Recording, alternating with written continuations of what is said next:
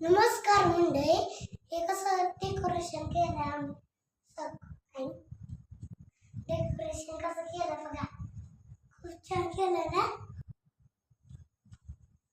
काही फुलं लावायच्यात आता बरं का, लावायचे. आता मोर बसलेला आहे, मोर पंख लावला इथं बघा बघा, दिसलं का मोर बसलेला आहे बघा. व्हिडिओ लाईक करा. नमस्कार मंडळी. तर आता आमचा रुद्रांश बोलत होता ना, आमच्या रुद्रांशला व्हिडिओमध्ये बोलायचं होतं म्हणून त्याला म्हणलं बोल तू.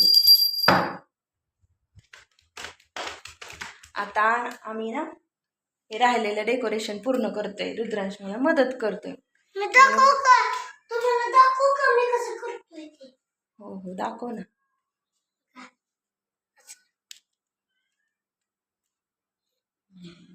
छान येते. तर इथं आहे ना, मी काय केलंय, ही एक लोखंडी सळई होती, त्या सळईला हे फोम लावून घेतलंय आणि इथं एक कापड लावले. आता ह्या फोमला फुलं लावून घ्यायच्यात आणि ह्या सळईला हे गुंडाळून घ्यायचे. तर आता आम्ही करतोय.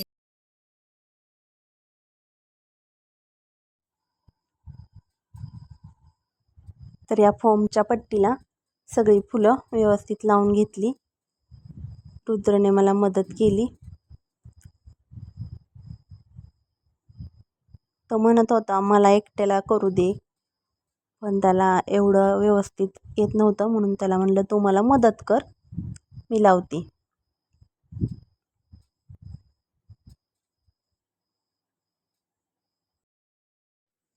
रुद्र म्हणत होता मम्मी सगळ्यांचं डेकोरेशन झालंय, आपलंच राहिलंय, मी तुला मदत करतो म्हणजे मग आपलं लवकर होतंय, म्हणून त्याने मला मदत करत होता.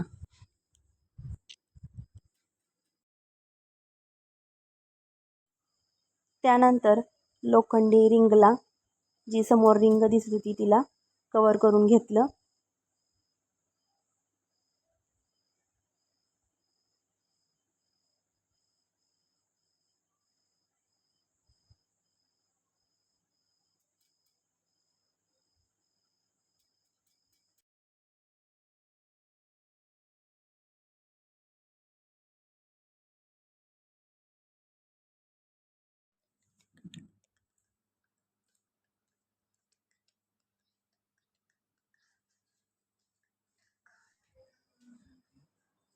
त्यानंतर दोन्ही बाजूला 2 फ्लावर पॉट ठेवले. तर ज्या तारेला मी फोमची पट्टी बांधलेली आहे ती तार थोडी जाड होती, त्याच्यामुळं त्या तारेला वेट असल्यामुळं शेप थोडासा व्यवस्थित आलेला नाही. तर ह्यांना मी बारीक तार आणायला सांगितली होती, पण त्यांनी जाड तार आणली, त्याच्यामुळं तो थोडंसं वाकडं झालेला आहे, थोडासा शेप म्हणजे व्यवस्थित नाही आलेला.